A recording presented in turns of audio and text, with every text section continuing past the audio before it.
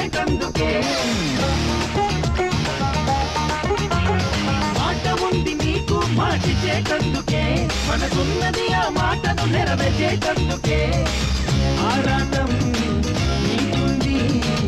ఏమనైనా చెయ్యడానికే అభిమానం తోడుంది ఎంతకైనా నడపడానికే ఈ ప్రాణం దేహం జీవం ఇది పరుల సేవకే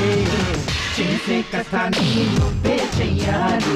పొందే ఫలాన్ని పంచివ్వాలి అందరి సుఖాన్ని నువ్వే చూడాలి